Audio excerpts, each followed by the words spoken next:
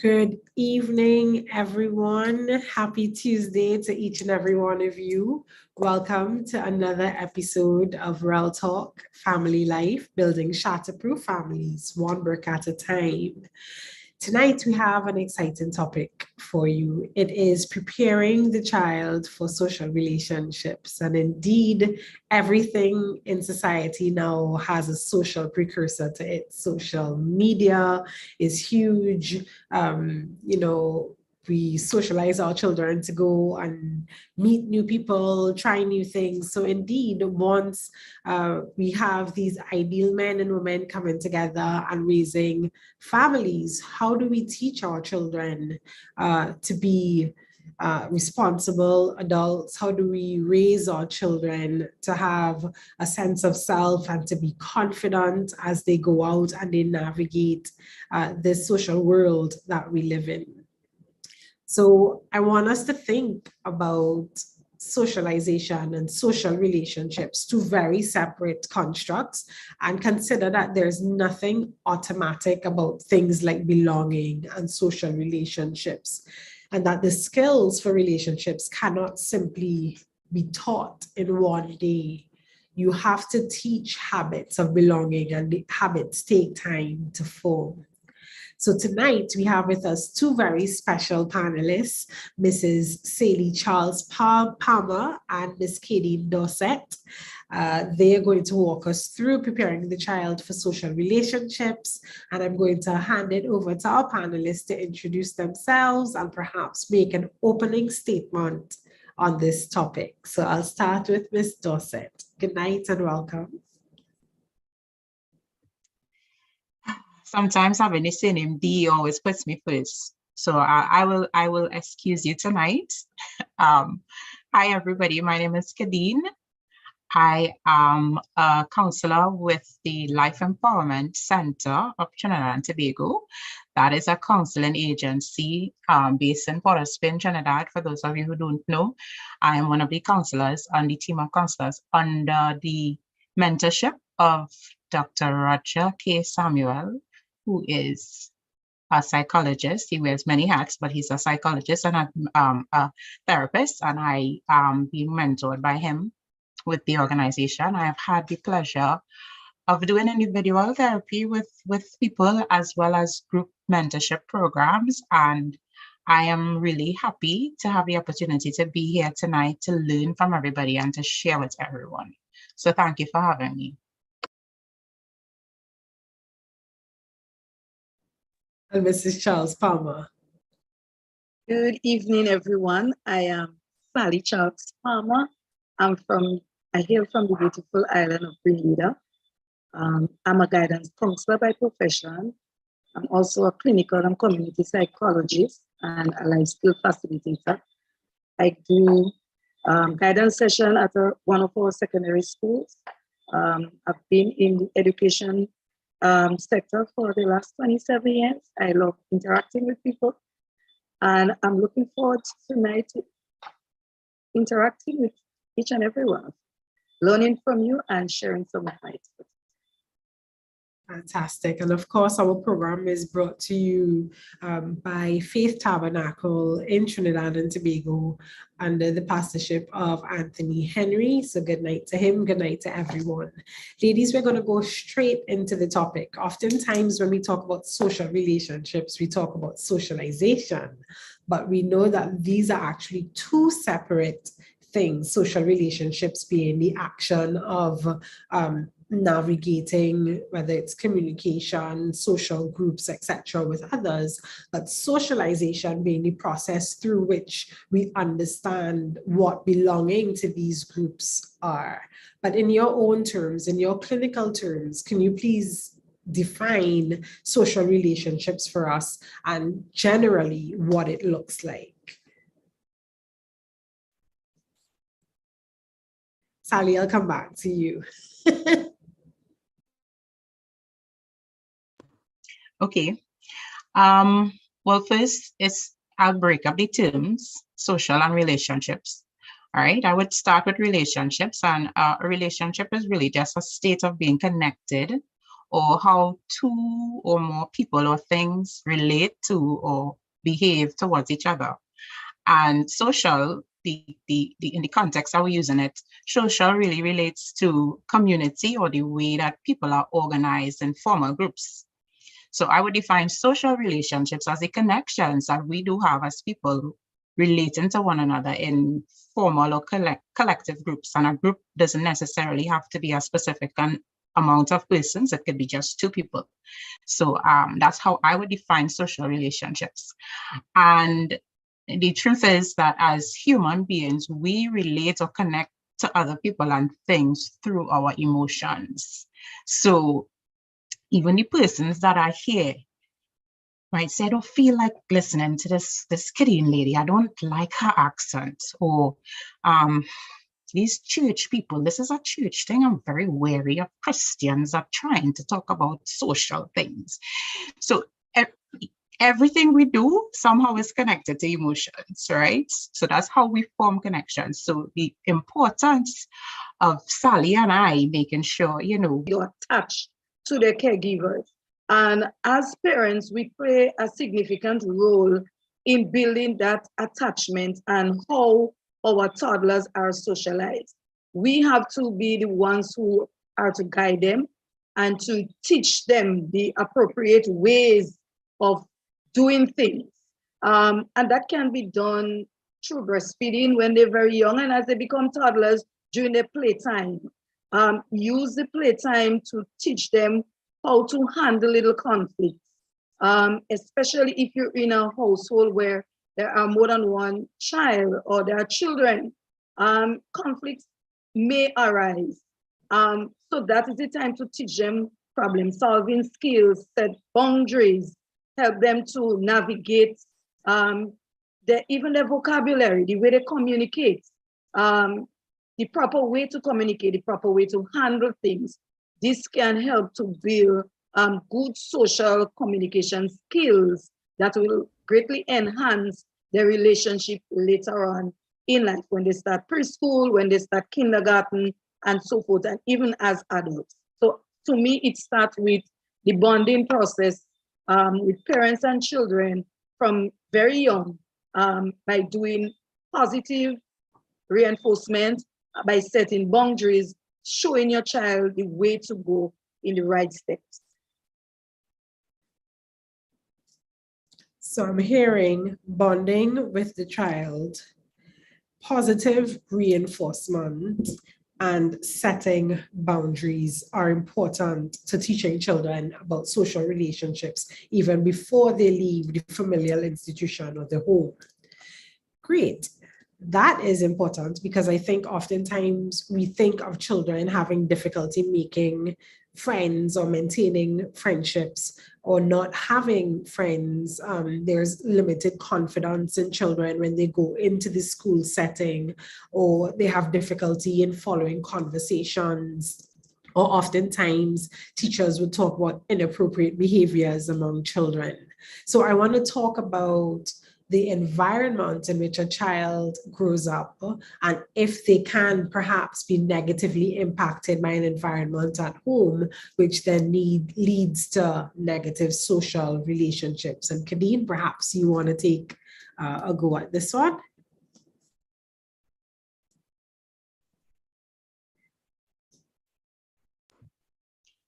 Yes. What I would also add to what Sally was saying in terms of infants, because we're looking at the child from birth all the way up to being a toddler, and we're gonna go through the lifespan up to adulthood. But the newborn baby and infant, it's not born with the capacity to regulate emotions. So we talked about emotions being something central to relationships and connection. So that lack of capacity, that born with the lack of capacity, it's something that you learn eventually, is what guides a lot of the behaviors of a child. So if connections happen through the environment and a child is not necessarily born with the capacity to regulate emotions, to know how to tell mommy my nappy is wet, so I'll scream, how to say I'm hungry. Again, we keep going back to it's feelings. It's feelings that are being communicated, even by a newborn baby. It's feelings that are being communicated. It's very important to know that connections can happen positive and negative. Child can have positive connections with parents and negative connections with the parents. The child can have positive connections with things around them in the environment, as well as negative connections, because all we need for a connection to happen is that emotional component and some level of what I would call reciprocity. So it's a give and take. When mommy smiles at the baby recognizes a cheerful countenance, and the baby will smile back. So that's basically a basic example of reciprocity. And so if we form connections through things and people in our environment, it is very possible and important to note that child could be affected negatively by the environment. I like to use the example of a parent who doesn't like animals at all. Don't want any fur in the house. They don't want any pets. And they have this toddler that just has an affinity for cats, because every time the child runs in the yard to play, the neighbor cat comes by the fence and curls its tail around the child's foot, and the child plays with his cat. So you didn't grow up in an environment with animals, but the environment around you, the child's environment, the neighbor has a cat, as well as the connection the child builds with the cat from having a positive experience playing, associating play with this little animal coming to cuddle. The child will end up with a connection with an animal, even if the parent does not. So that's just a basic example as to how not only a immediate familial setting environment can affect the connections that a child develops with an environment right around. Now, unless we carry our children up in the bush, like, some people do, and stay away from society, they will be influenced and they will form connections with things, whether it's the tablets, the cell phone, whether it's the remote control, the comforter that we buy to stop the crying, but it causes colic. Everything, there's a connection. So I think in that context, using that example, it shows how, negative and positive can come out of a child's environment. Sally, do you want to add, or should we go ahead? You can go ahead. Okay. Well said, Kadeen. Yes, very clear that the environment helps us in establishing connections, be those positive or negative. So a child forms connections, and I like what you talked about just now in terms of the devices. You mentioned the tablets. So I want to go to the tablets a bit. Oftentimes you put the child in front of the television because you just really want to cook this meal quickly, or you give them a tablet and you put them on YouTube, just because you're going through the monotony of life, but just time is getting away from you and you're trying to multitask, and inadvertently something comes up on that screen that a child should not see. And so you're not paying attention to what the child is absorbing. You're not sitting down and watching what the child is seeing so that you can navigate or intervene any particular interruption to that child's emotional connection that they're now making. How important is it for parents to pay attention to devices, to media devices, not just for infants, but we're going to start there because, we're moving up to adolescents, etc., but to infants first. And then how important is it for parents to pay attention to the devices as the children gets older? What are some of the impacts that we often don't think of as parents when we give a child a tablet or phone or put them in front of television simply to pass time? Well, that's something that I should have added in the previous discussion, in that just how we establish that children cannot really self-regulate sometimes. It is still a parent's role, once a child is still a child, to be the person that does the regulating or manages, helps them to regulate. So a device in itself is not bad. Thankfully, the devices that we have, we can all be in different places and still be in a meeting talking to one another. So devices of themselves are not bad. They are inanimate objects that only do what we control them to do, correct? To a certain extent. So for parents, I would say if even adults, sometimes we are not able to properly regulate our emotions. Hence, we have people who are drug addicts, people addicted to pornography, people addicted to gaming. That's just addiction is one form of a lack of regulation of emotions. We have people that are sitting on that row because an emotional moment, they did something in anger and they took somebody's life. So even as adults, sometimes we struggle to regulate our own emotions, far less for children who are still learning and navigating through the environment and the world. So it is important for parents to be the ones to regulate that factor. We can't leave it up to the child, no matter what age, to be regulators, and we have to teach.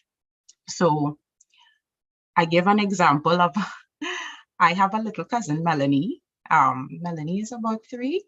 My doggy made some puppies recently, about 6, and I was giving them away. And I gave Melanie's parents a puppy. And her mother checked in with me recently, and she said to me, I noticed a change in Melanie since we got this puppy. She's no longer on her device all day or sitting around watching the TV, lying down inside. She's in the yard running up and down, causing chaos with this puppy.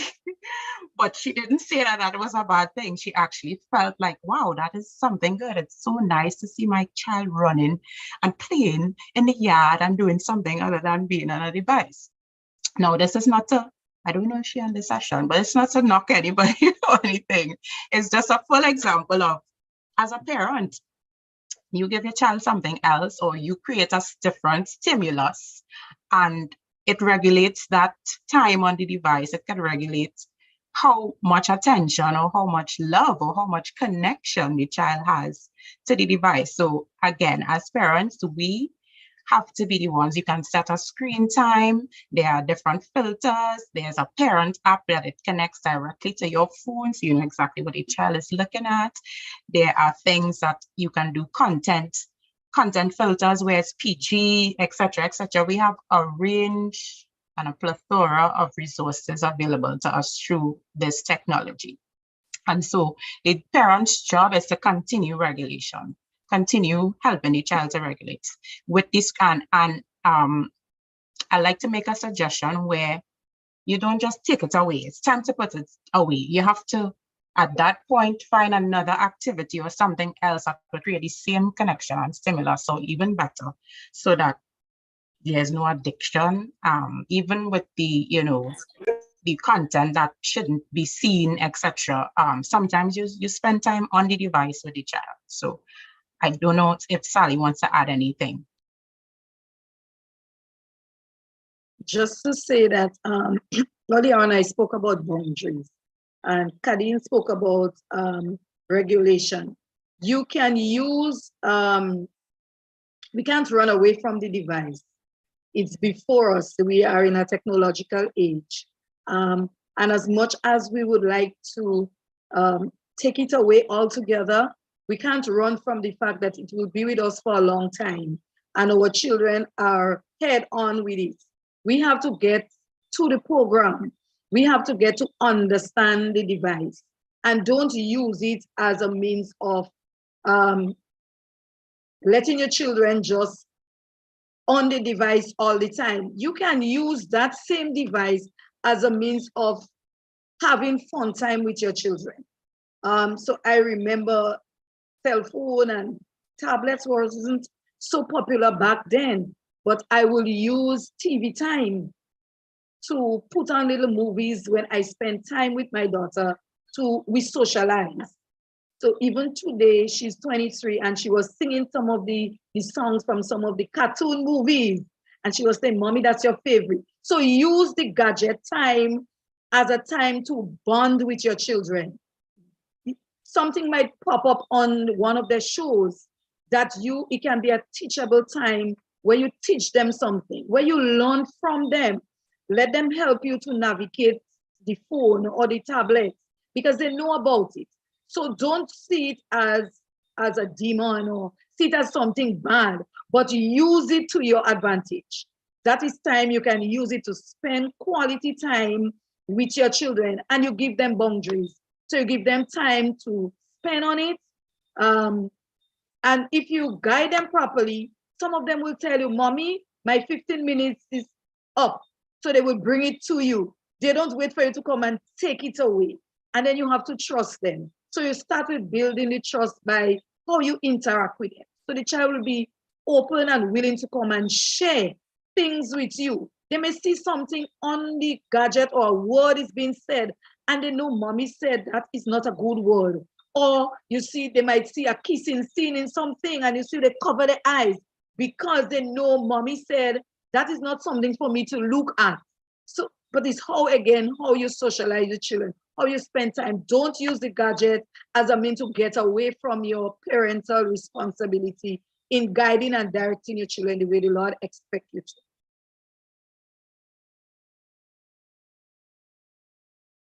Thank you. Thank you very much. So I think I have one more question as it relates to social relationships, and we're moving up now to the teenagers. Y'all did a fantastic job moving us away from the toddlers and the infants in speaking about the devices and how we could regulate and set boundaries for our teenagers as they use these devices. I want to understand, why are social relationships important for teenagers, and how we should treat with our teenagers as they enter into social relationships. Oftentimes teenagers will listen to their friends more than their families, and we struggle with trying to reinforce healthy behaviors in our teenagers when that new boy or girl moves into the neighborhood. Can you talk a bit about social relationships and why they're so important for teenagers, and how parents can adapt to understanding that importance, and perhaps how they can ensure that they too have a positive influence on the behaviors of their teenagers? Sally, you wanna start? I see you smile. The child will develop an individual relationship with God for him or herself, and it may be a different revelation. But even so, godly parents, knowing that the purpose of this child, if you are speaking purpose into a child from young, even as a teenager, that reminder is always there. Now remember, we're going back to relationships being about emotions and connection. Teenagers, that is the stage where biologically those emotions mixed with hormones, it's all over the place. So that's why at the teenage stage, children are so vulnerable to relationships, because relationships, the core of it is connections. And I think a child that understands purpose, and I'll use the example of Jesus. I think he was 11 or 12 and parents was looking for him, and he's like in the temple listening and teaching and learning, and they like, but we looking all over for you. And he had to let them know, I am about don't you know I have to be about my Father's business, because he knew purpose. Now, as parents of teenagers, if we understand that, and that is being bred into children as a teenager, because your teenage years, the reason why they call it teenagers radicals, because they don't have enough experience. They will try things. They will push those emotional boundaries to the limits. They will do things without thinking, and that's actually the best time to get them in purpose, because they don't have any experience to say that I failed this or this happened. That's what the parents are for. Hey, I have to help you regulate, right? And I was listening to a podcast this week. There's a Christian author. His name is Ben Stewart. He wrote a book called Rust and War, and he really was talking about addictions and using the biblical perspective. And he made a statement that I found to be very interesting. He said, to make sin look attractive, the devil tries to make God look ugly. And he said, the worst thing as a parent anybody could do to me is to convince my two little daughters that I'm a bad person, that they need to seek connection with a man or somebody else other than me. And if we use that in the context of parenting, that's exactly what the devil did. God, as a good father, he didn't try to attract or get a connection with Eve to the fruit. He didn't use how beautiful it looks and I taste it already and it tastes good. He attacked God. puckered up. You say, you really think he really think what he's telling you is true? He just don't want you to know what he know. And that's technically what happens with teenage relationships outside of the family, outside of your parents. The connections that they build with friends and everything else is because they make these other things look so good. You could train your child to stay away from certain things, but if that connection that they build with somebody makes you look like the enemy, if you as the parent making yourself look ugly to the child, then everything else besides what you are telling them looks attractive. And they will form that connection. And I just found, I learned that I took that statement this week and I was like, yes, this is exactly what the devil does. He tries to make God look ugly. And that's why we have a lot of problems. I don't want to get all theological, but that's why we have so much problems now. And I using it in this context with the teenage relationships, those relationships and those connections that they form with friends, teachers, strangers on the internet. Sometimes it's because as a parent, your connection with them or what you are trying to do sometimes ends up looking ugly. So what are we doing as parents? What are you doing? Are you looking uglier than what's out there? And even if you're not, that socialization we're coming back to, that emotional connection that we're coming back to. And I want to stick in a plug for purpose, understanding or helping a child from early to understand purpose. If I am purpose minded, I'm going to always have that in the back of my mind. Is this relationship going to keep me on track for my purpose? Is this connection gonna carry me where I want to go? I want to play for the NBA. If I keep hanging out with the fellas on the block and they're not even kicking ball or picking up a ball, they just looking at the girls when they're passing, how am I going to end up in the NBA? So again, I would just throw in that purpose. Parents, am I looking uglier than the connection that the child is having out there? And yeah, I lost my train of thought for a second there, but that's my contribution. You lost your train of thought, but you made some very valid points. And I had so many things running through my head in terms of, I have a teenager and she's been very solid. She still is. But, at the time where you're about to leave home, it's almost like all hell breaks loose because all of a sudden, wait, I am an adult and, I want to try things out and I want to go here and I want to do this. And it's like, but you have training tomorrow. And you have to kind of pull yourself back because you're no longer the regulator, right? At some point in time, you're supposed to be training them to regulate for themselves. And so there was a heated discussion in the house this morning because at 5 o'clock, my alarm went off. And so my husband is like, no, she's 18 now. She has to do it for herself. And I'm still like trying to crawl out the room. And he's like, what did I just say? Like, she has to do it for herself. So she ended up getting up and then we had a back and forth because she was saying her head is hurting. And, I'm like, no, but you were hanging out yesterday and you were doing this yesterday. And so what happens when you go away to university and you go out or you study late at night and you have training? Do you forfeit training because you were irresponsible the night before, or do you push through and then sleep for the day? And, he was still a little disappointed that I had the conversation, but I think it was important because it was a teaching moment for what's going to happen when the regulator is no longer there and how you regulate for yourselves. So as you were speaking, it kind of resonated. His point about letting go, parents, we have to learn to let go. And then about making sure, even in the last days before they go off, how you make everything an opportunity, not to lecture at them, but to have them see how they weigh and ponder sanctions that can happen even for the simplest of things.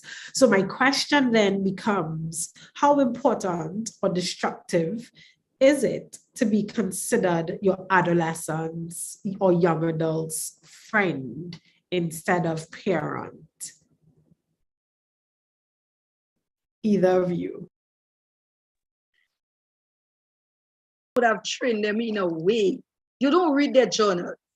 So I remember once I would have disciplined my daughter for something. I couldn't remember what it. And she has this journal and she writes her feelings in the journal, man. I didn't go looking for the journal, but there the journal was in the living room, on the couch, open. So I said, okay, she wants me to read it. I read it. And she was kind of blaming herself for, she should have known better, and mommy punished me for that, and I shouldn't get punished for that. So I said, well, okay, I never let her know I read the journal, but I treat her differently after that. Sometimes parents will read the journals by maybe deliberately or sometimes by accident. So you read the journal and you see that your little Jane is in love with, let's say, Tommy. Tommy's a name we use, and something just leave your belly, fly up in your head, and you're ready to deal with Jane.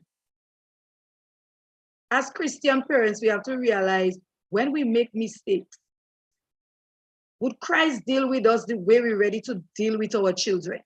And if he deals with us that way, what will happen to us? So maybe you need to digest what you read, cool yourself down, take some time. Don't attack it when you're angry, and you have to attack it in a tactful way. Maybe one day when you and Jane having a little fun time, you say, so Jane, is there anybody in school that you see you like? Or anybody in church? You know, you bring up the topic in a way so that Jane, mommy, what you talking about? You know, they might blush and think, but then at least you have a gateway. You open the passage now for Jane to come and confide in you. And you say, well, you know, if you like somebody, you could tell me, you know, I wouldn't get angry, but I'm here to guide you. So it's how you approach the topic. But you have to respect their privacy. You have to respect their privacy. But if you train them up in that particular way where you have open relationship, where it's okay for them to come and share things with you, you would not have to have too much of that privacy. They will come and they will openly tell you, I see somebody I like, or mommy, this happened, or that's happening in school today. They will come and share because they know mommy is open or daddy is open to listening to what I have to say, and I will get good feedback.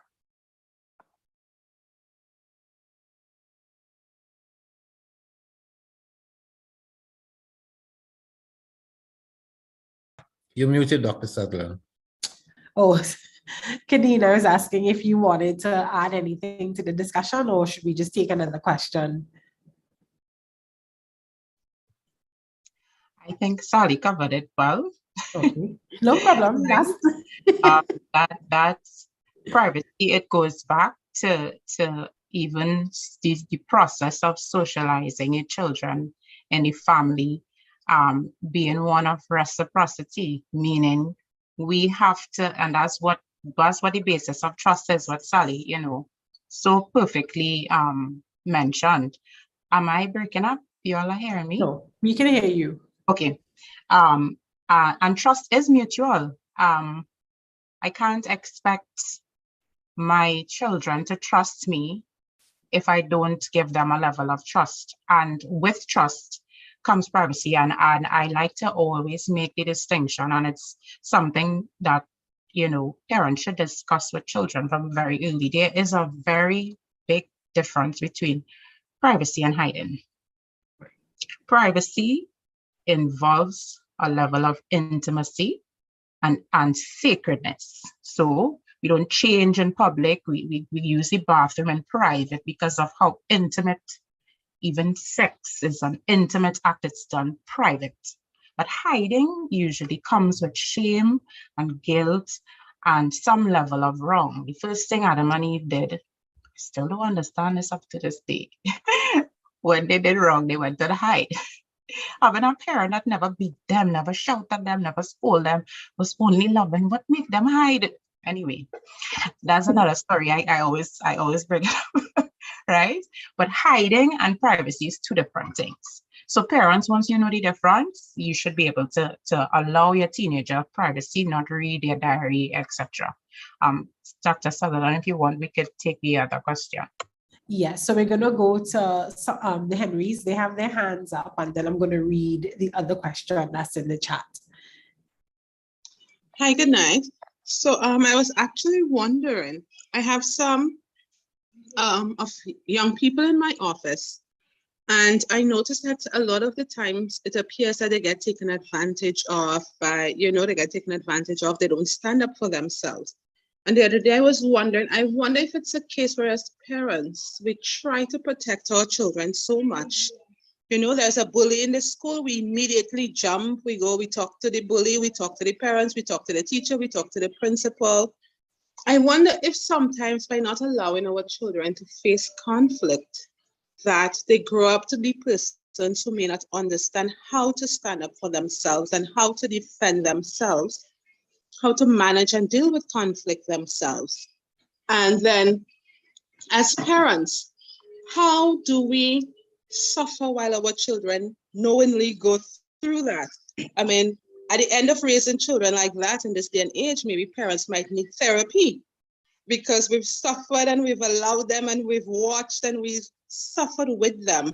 So, I mean, how do you manage that in a way that you allow your child to learn and grow? And, they could get their ID card and they could drive because they're no longer really dependent.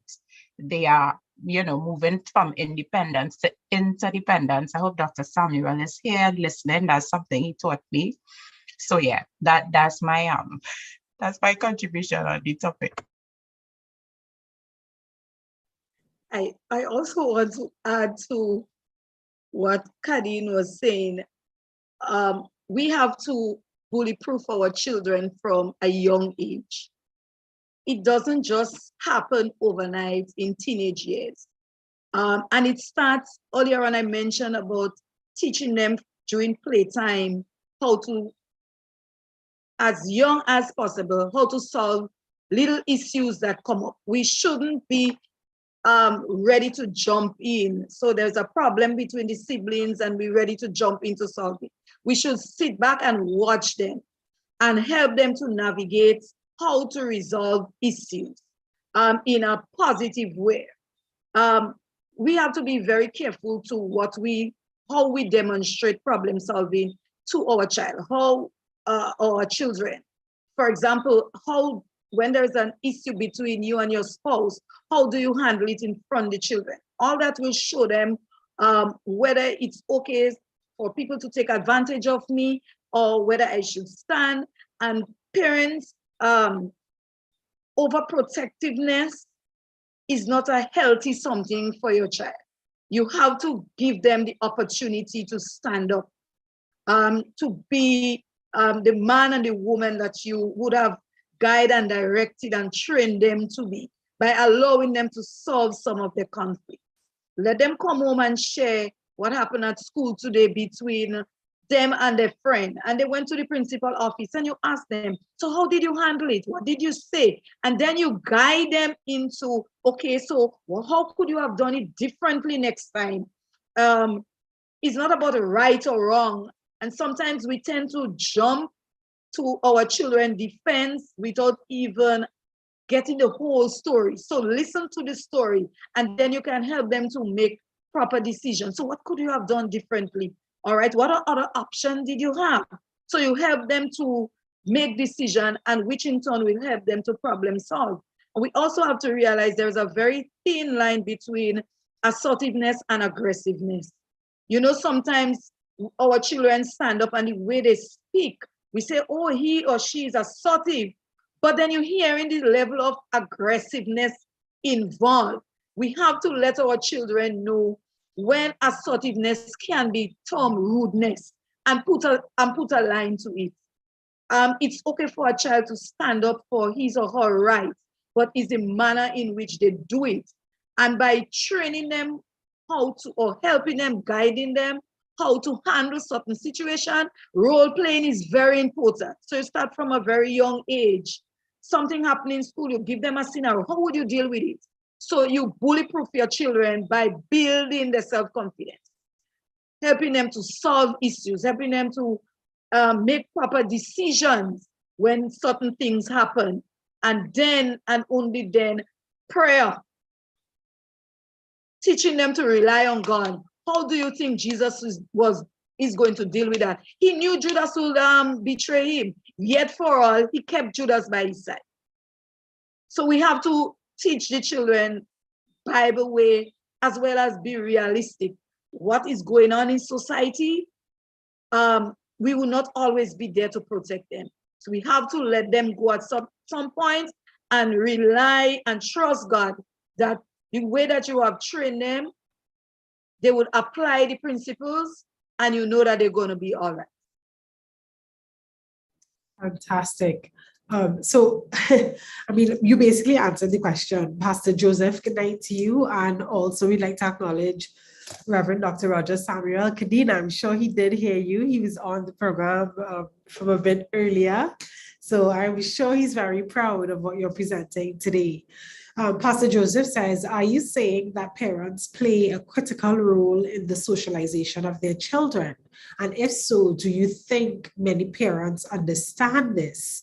And he did get an answer that yes, parents play a critical role. Many parents, however, use the old adage, do as I say and not as I do.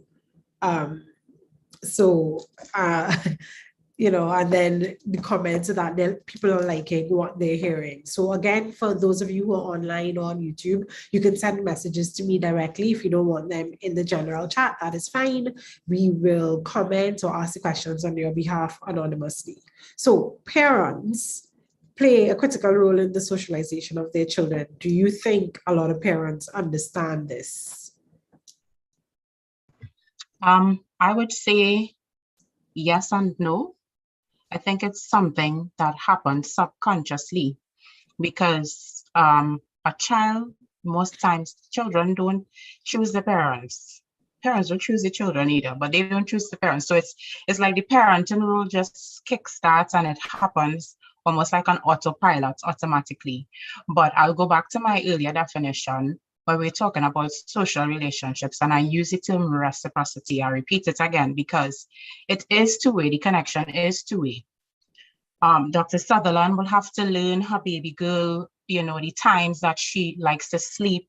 She would have had to learn her, you know, which side she likes to lie down on. She'll have to adjust. She and her husband have to adjust when the baby was born, you know. So there is a level of the child also is socializing the parent. You have to, parents sometimes don't really acknowledge that. So I agree that even though, so traditionally, I think people believe that socialization is a parent teaching a child. Children are born and we have to teach them. But children teach parents a lot. They teach parents how to be parent, how to parent them. You know, you have to, again, for the parent with multiple children, you know what will work with Ben and what will work with Sarah. What would work with Ben might not necessarily work with Sarah. So it's reciprocal. There's a level of give and take in the socialization process. And you know, the child that needs you to shout at them because they're always consuming something and, you know, always far away is not the same. The other child, you may not be able to shout at that other child. That other child might freeze or have a bladder movement. So the socialization process really, it is two-way. It is parents, but again, we learn from that children form connection in the environment as well. So, you know, that old adage that it takes a village to raise a child, it still happens. It's just that the villagers are unconscious. That's my take on it. Wow. that is so instructive. The villagers are unconscious. Wow, something for us to reflect on. Another comment. I understand the concept of emotional interaction between child and parent. I'm thinking though of the parent who's rearing a child in a community where there isn't a day without hearing the sound from a gun being fired, without hearing neighborly obscenities, and they personally know who belongs to which gang. How does the parent create healthy social relationships for their children within this context?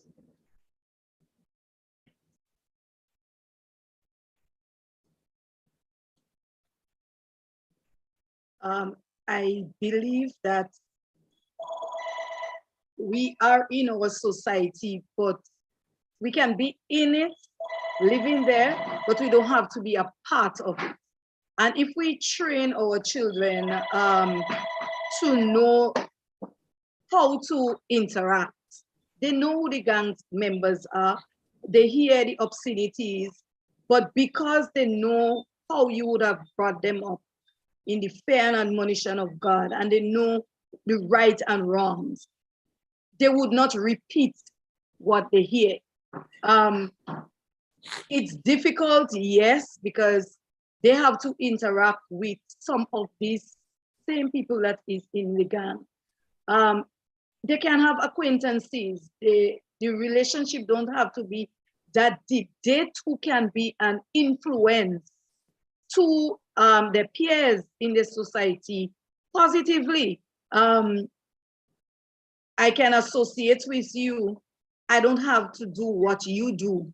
I can be a role model for you by maybe implementing or guiding you into implementing something positive in your life, by helping you to see that, hey, you were created for much more than this. As Kadeen was saying earlier on, your purpose, God has not placed you in this world to die young, to get your body so caught up with the drugs, even though you might be in it. And as I like to tell my young people, be the lily in the pond.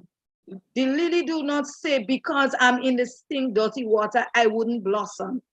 So we can be in a society where it's full of crime and violence, but we can make a difference. We can choose to be different, even though the marijuana is being smoked, the smoke is being puffed in our face on a regular basis. So mommy is doing it, daddy is doing it, bigger brother is doing it.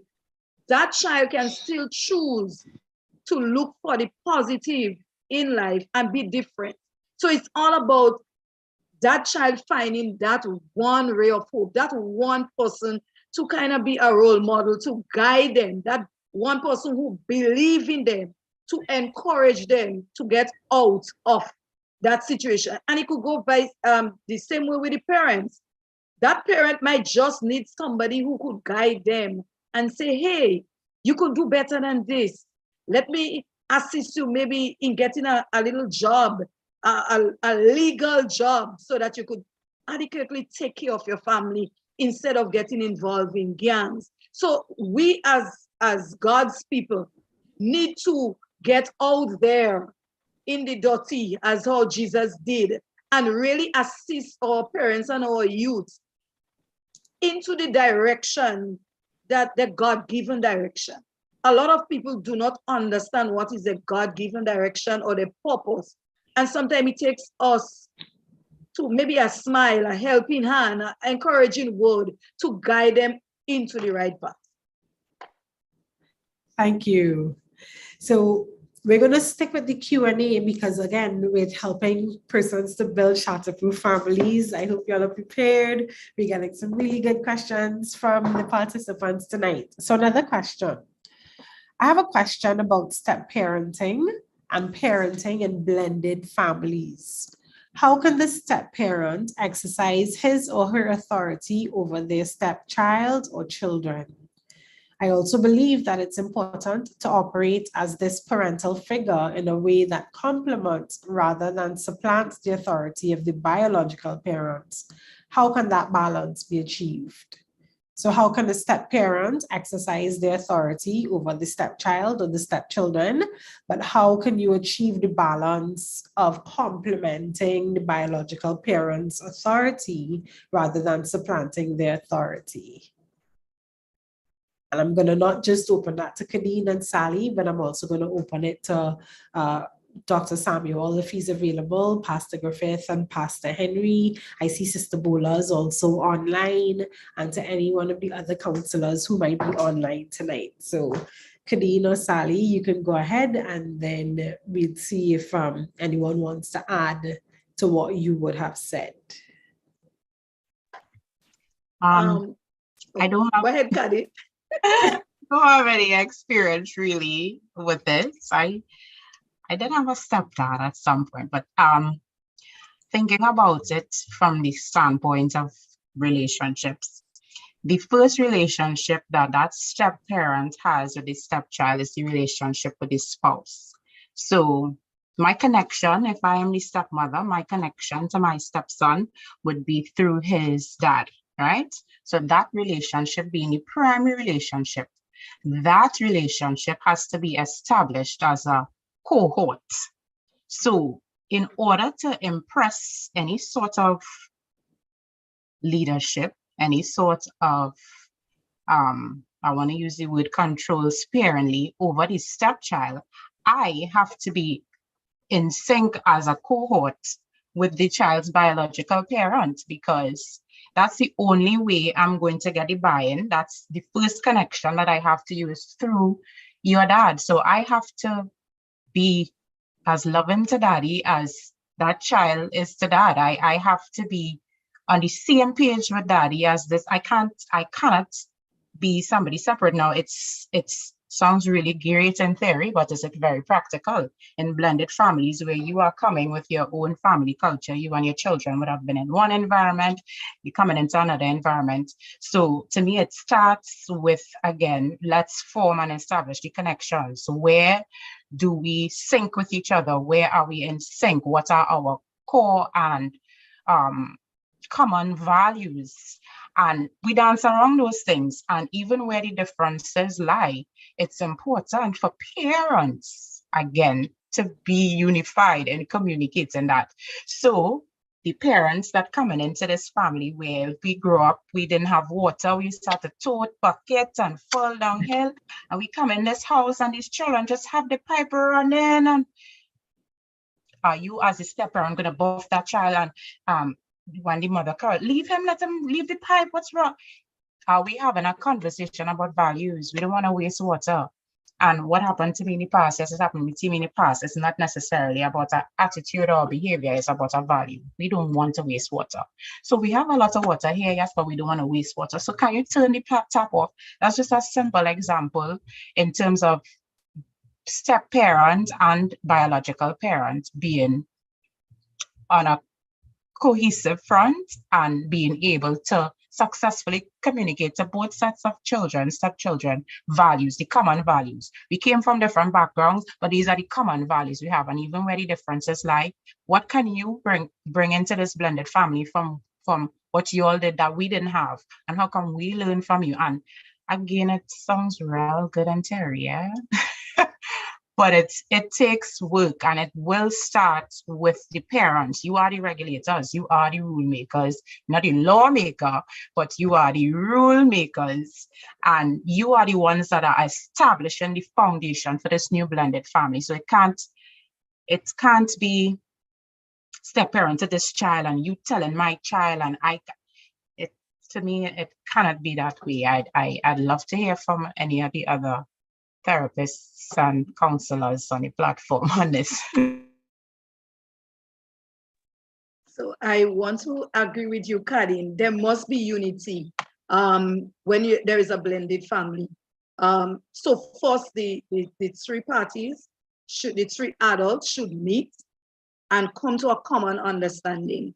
So it's not just the step parent coming in to, let's say, the dad, as you mentioned in the case. So it's not just the dad bringing in his new girlfriend.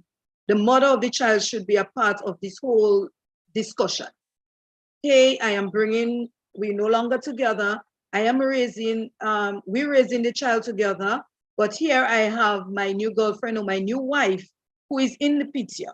What's your take on my spouse being part of the whole disciplinary process of our son? You share what you have, what you bring into the table. We listen, we have an open discussion, and then we can move forward. After the adults meet and discuss and come to a common understanding, then the child have to be involved. And all three, so the child must see that the parent that is not directly involved with me, I'm not living with them, is on the same page with my dad and my stepmom. So then that child will develop that level of respect, because the hardest thing to deal with stepchildren is when one parent is trying to use that child against another parent. And that's where the difficulty lies. So I think if there is a common understanding and you see that, okay, I am no longer with the father of the child, and he would have moved on, we both move on, and she would bring certain values, and she's of the same value system as me, and she's going to help to raise my child to the best, I'm going to support, right? So I think there should be some proper communication before that person will have the authority to give certain advice and maybe to take some leadership role in that child's life. Thank you. Thank you very much. And would y'all believe it's already 8:44? Feel like we just started, right? So I like that we're kind of shifting the conversation. We've now moved away from the adolescent, teenager to adults. You know, the child is growing off, but now we're focusing on parents. So my next question then would be, if you could give one recommendation that adults can implement to create positive social relationships, whether with other adults, well, in whatever sphere, what would that recommendation be?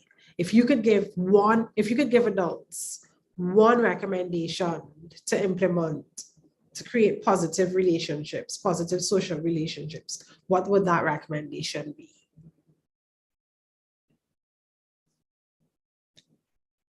I would say proper communication. That's the key. You teach your child how to communicate properly. You teach them how to listen by you demonstrating how to listen. Effective communication could solve millions of problems. So if that child is able to communicate properly, then he or she could navigate any type of relationship that they engage in the future. It will help to build their problem-solving skills and every other thing. Proper communication. I would also add to that one word: validation. To validate something, to validate a person or a state or entity is really just to prove or to confirm that it is valuable or it is worthwhile. That's the Collins Dictionary definition, right? And a lot of our young people are seeking validation. Strange enough, you grew up in a household where, you know, as a parent, you think you provided their needs, you showed them love, you went to the graduation, you buy what they needed for school, you supported their goals. And there are lots of adults even walking around that still seek that validation, they still don't understand that I am valuable, I am worthwhile. And that's because sometimes in our parenting, we do, but there's never sometimes that intentional conversation where you sit with a child and you tell that child, you are valuable, you matter, you are worthwhile, you are worth the time. Sometimes parents communicate the opposite. The child's throwing tantrum or they're trying to communicate something and you are so busy. Go and play on your tablet. What you want to talk to me about again? I had a rough day. You know, parents do that. And yes, you have all this going on with you, but even the way you communicate that is sometimes telling a child, you don't matter. And the best parents will be so shocked to learn that their child feels like they do not matter or that they are not valued. And that's something even a lot of adults, I counsel people, and I can tell you, when you peel back the layers of the onion, it comes down to, I don't even know. I don't even realize that the person who owns everything in this world, the cattle on 1,000 hills, that even the latest iPhone couldn't buy me. He paid for me with his life. How many people really truly understand the depth and the gravity of that? young people don't even understand that. And as parents, that's my advice, that validation, it needs to come. We all have different love languages. Mine, I am acts of service. I'm really not into the I love you, coochie coochie coo. And I have that challenge all the time. I show my love in what I do. I'll do things for you, right? Dr. Samuel can call me and I will show up and I'll be in a session. But I'm not into the I love you. But children need that. Children need that. And even if you are communicating it without saying it, at some point in time, you have to say it. This that I'm doing here is because I love you. The reason I don't want you hanging out is because I love you and I know where this is going. You are so valuable. You are so worthwhile. So my advice, I would plug in addition to that communication. In the communication, make sure there's validation, that you are validating your child. Well said to both panelists. So I'm going to pose one final question. Or scenario and then question. It is said that people come to church from varying backgrounds, varying social backgrounds, and the early church in Acts was deeply involved in the social development of God's children. The specific verses 44 to 45 says that all the believers were together and had everything in common. They sold property and possessions to give to anyone who had a need. Some of the sociologists among us would say that it could have been the foundation for Marx's theory on communism, that no one was valued greater than the other and we'd all pool our resources. My question to you ladies, what is the church's role in creating social relationships for all children of God?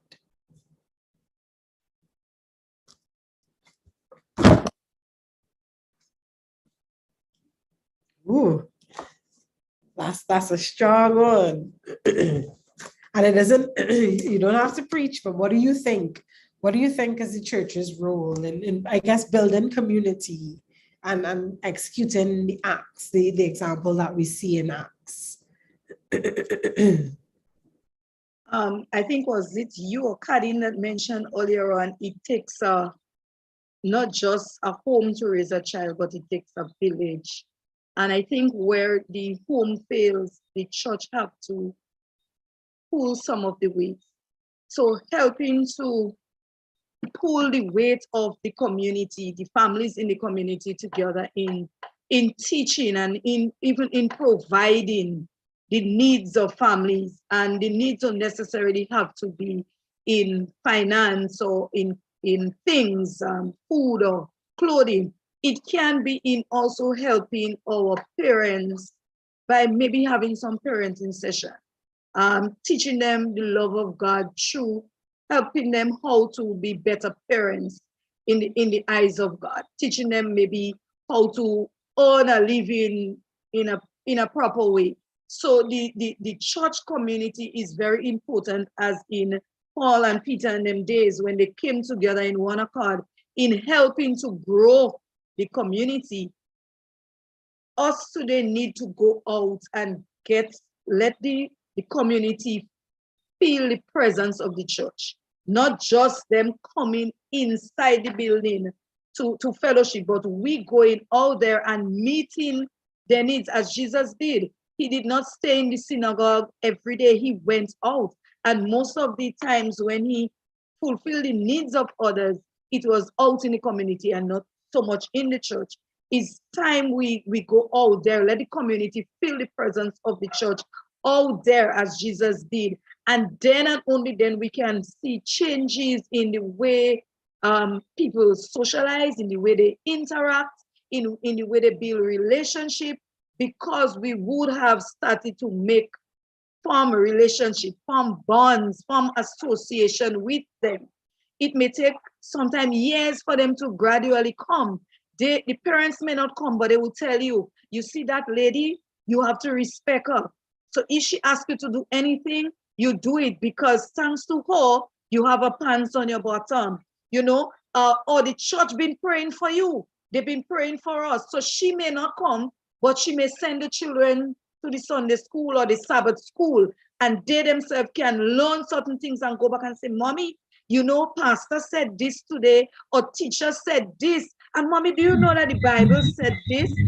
Mommy may not be able to read and write, but the child can read the Bible. You know, I learned so in Sabbath school, or I learned so in Sunday school. So that's where the church is really being seen in the community as how Jesus expected us as his modern day disciples to do, and not just preach. It's okay to preach. The word have to preach. But I think the word have to be preached in different ways now, not just from the pulpit, but in the practical sense, as was in the days of the early church and in Jesus' days. I totally agree with that, Sister Sally, right? Because I can't hear you talk about Jesus if I'm hungry, if my belly, growling. I don't want to hear what you have to say. I think it's as simple as that.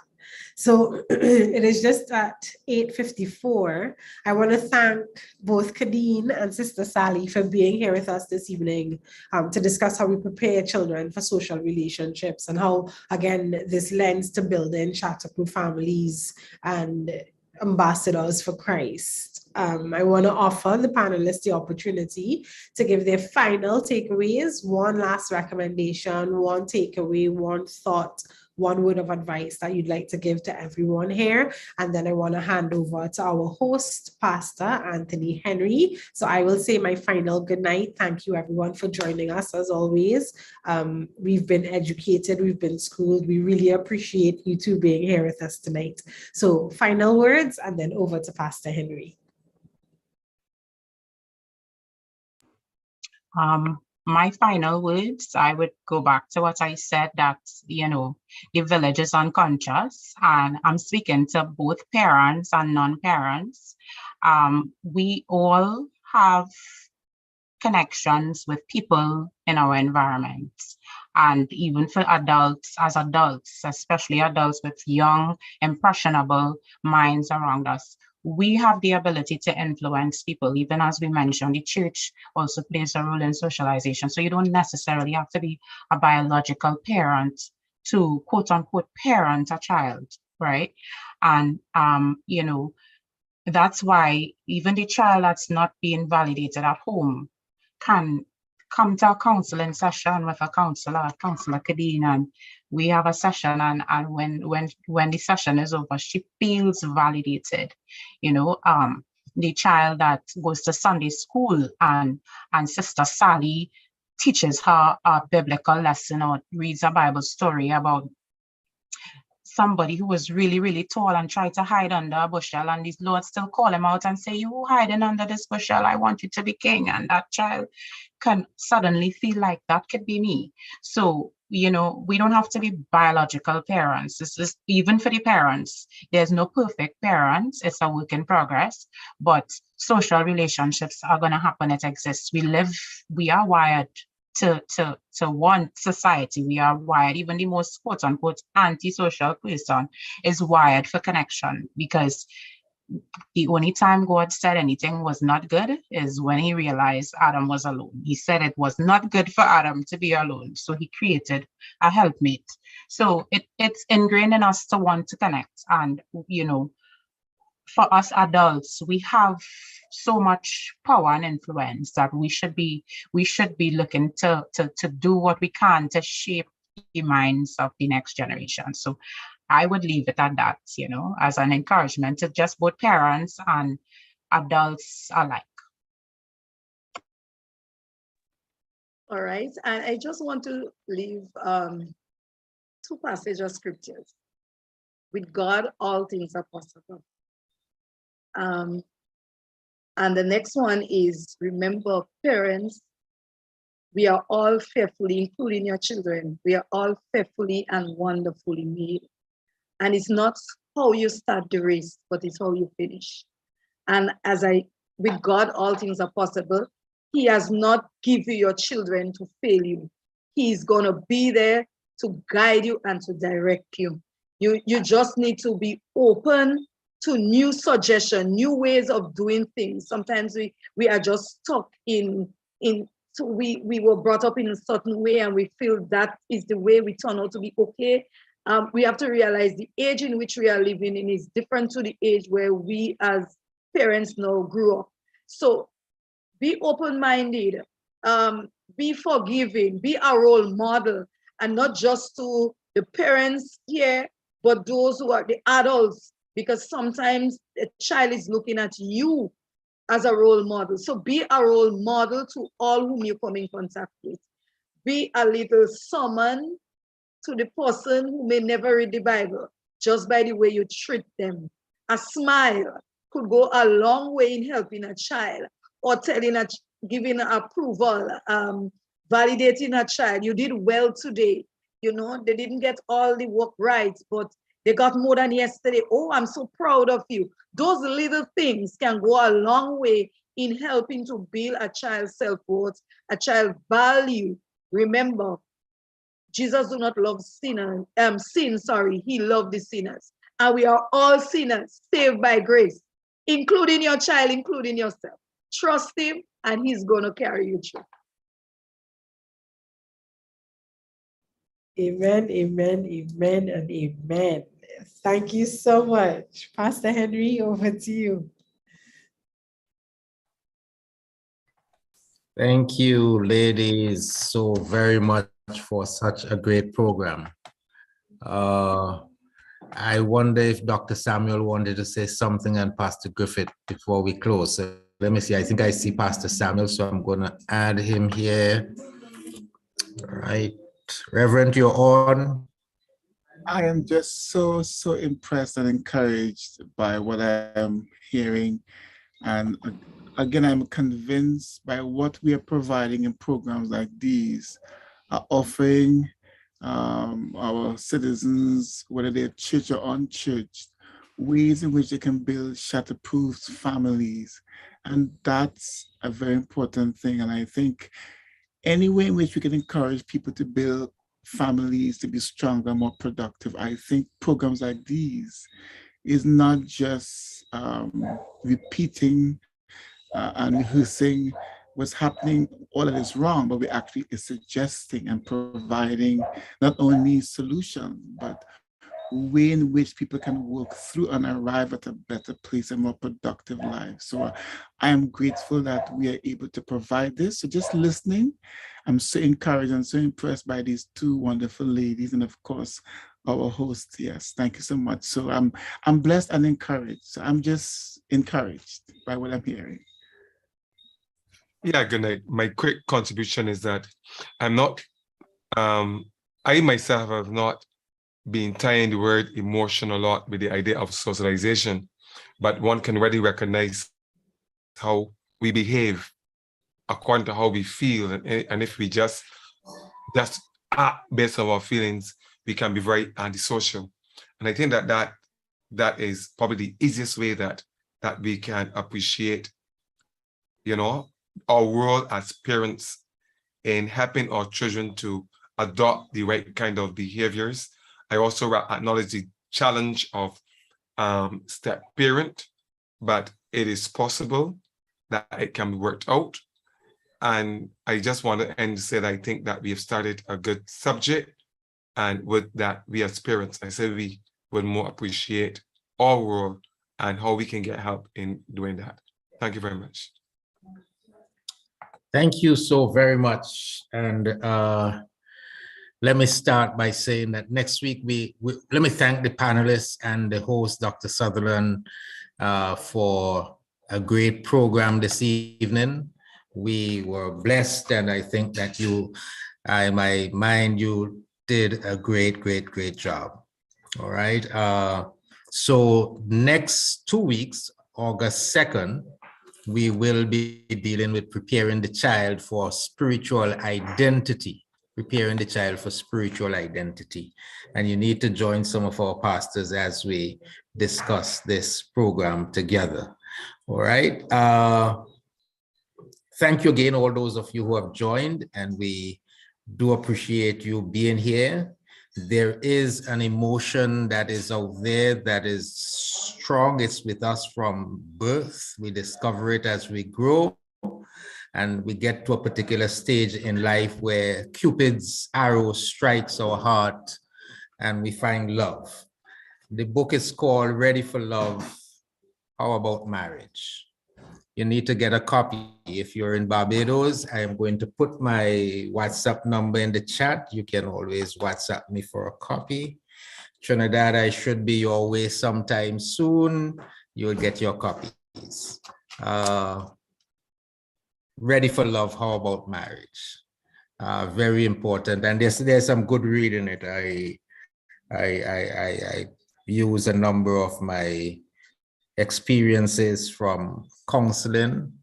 And this is one, a young lady asked the question, how often should we have, young couple asked the question, how often should a couple have sex? Every day, weekly, or twice per week, monthly? And my response was, how often do you breathe? And she looked at me as though I was mad. I read her mind. How can you equate sexual activity with breathing? She looked at her husband, hoping he will chime in with the response. His head is now turned away from her. I rephrased the question, how often do you eat? That was easier, and it brought a quick response from the young lady, 3 times per day. Buy the book. I see Sister Kitty has become excited already.